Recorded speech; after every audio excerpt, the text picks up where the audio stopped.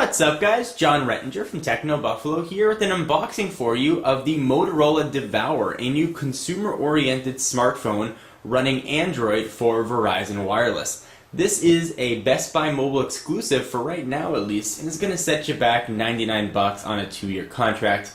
It will be coming very soon to Verizon stores near you.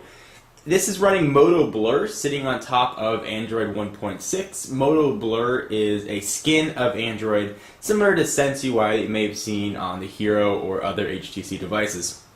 This is kind of being considered as the little brother to the Droid. Let's go ahead and dig in. And I have yet to use a Moto Blur phone, so I don't know how the skin works. I am quite looking forward to it. So this was sent from Verizon for review. Looks like we got some press material inside. Push that off to the side. Teeny tiny box. Wow. Zoom in just a bit. So here is the box for the Motorola Devour. Picture of it on the front. Some SKU information, picture of it on the back, and some what's in the box stuff. But no need to go over that since we're going to open the box. So here is the Devour handset. It feels heavy. I mean, it's got a very solid feel to it. We'll look at that in just a moment. Let's go ahead and see what else you're going to get with your smartphone. Looks like the usual array of stuff. You've got micro USB charging, wall connector where you plug that into, and some getting to know Moto Blur stuff. So let's discuss some of the specs of the device and I'll give you a tour.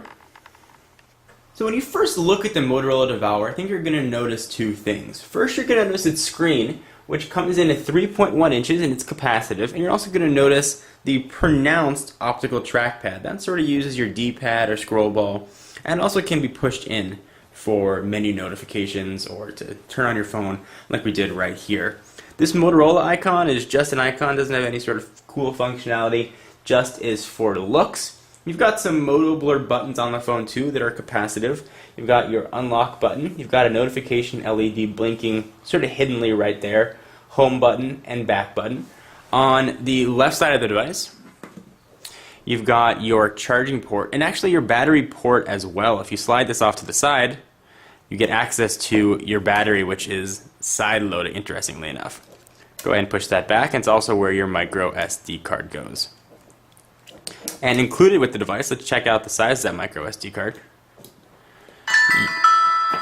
Phone freaks out, you're going to get a 8 gig micro SD card. Go ahead and push that back in.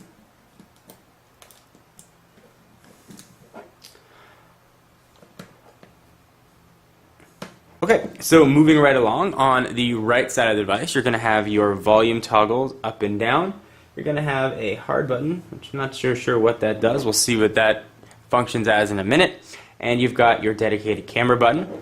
On the top, you've got your 3.5mm headset jack, lock and power button. The back, you've got that sort of Motorola logo with the Moto Blur and Verizon branding, and a very pronounced speaker on the bottom. You take the phone and slide it out. You are greeted with a full QWERTY keyboard. And the keys here seem to be very nice. They've got a nice press and throw to them. You can really feel a difference in the keys. That was one of the knocks that I had on the Motorola Droid, was that the keys were big, but they were a bit mushy and close together, and they were hard to use and type on. It does not appear to be the case with this. However, a separate compromise was made with this keyboard. If you look, you'll notice there's a full number row, but the bottom letters, the Z, X, C, V, and the rest of them, are actually on the same row as the spacebar, which can definitely take some getting used to. So if you're interested in picking up a Motorola Devour, something that you're going to want to keep in mind. I assume that's going to take a bit of practice. The sliding mechanism is spring-loaded and really has a nice feel to it. The phone's got a very industrial, high-quality feel. I don't know if that actually translates to good build quality or not, but it does feel really nice. It's got sort of a sturdy feel in the hand. So let's compare it very quickly to the Droid, its big brother, so to speak, and for a lot more Devour and Droid coverage, stay tuned to the channel at Techno Buffalo. We're going to be doing some head-to-heads and more comparisons there. So from a size standpoint, clearly a difference in the screen. I believe you're looking at a 3.1. I believe the Droid is a 3.7. So definitely a bit of a difference. When you're using the Devour, you'll definitely notice that there's a very pronounced bezel along the phone. And you stack them on top of each other to see a difference in thickness. You notice there really isn't one there, despite the increase in processor speed that the Droid has. If you go ahead and look at their keyboards, the Devour is targeted more at the consumer market, those looking for maybe a texting and feature phone with some smartphone capabilities, whereas a Droid I think is geared more towards a business-oriented crowd or a more power user than the Devour. But you can see the differences right here. The keys I was talking about, no space, sort of hard to feel and a bit mushy. These are sort of spaced out and have a bit more tactile feedback to them. I'll be doing a full overview on the Motorola Sense operating system. It's actually my first time ever using Sense, so I'm kind of curious to get it and play with it. I should also mention that the Devour does have Wi-Fi and the GPS, and since it is running Android 1.6, you can get the Google Maps navigation for the turn-by-turn directions. So this is really a quick look at Moto Blur.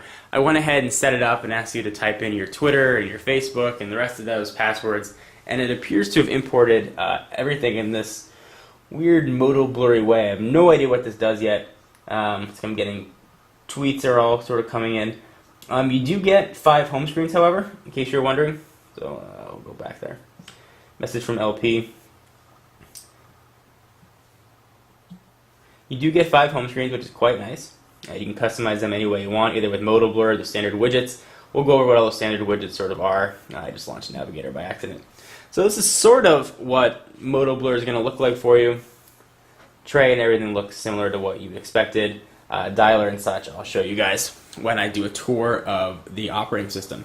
Anyway, hope you enjoyed. One last thing that I do want to mention is we're looking on the back at a 3 megapixel camera. A lot of features to go over on these phones. No flash. So hope you guys enjoyed this overview and unboxing of the Motorola Devour. There'll be plenty more coverage coming up on Techno Buffalo and the YouTube channel for all your tech needs and to create and monetize your own tech blog and to really interact with people in our built-in social network and to get all your tech news. Be sure to check out Techno Buffalo, and for exclusive content, be sure to check me out at Twitter, twitter.com/JohnForLakers. And I will see you guys in the next video. Bye-bye.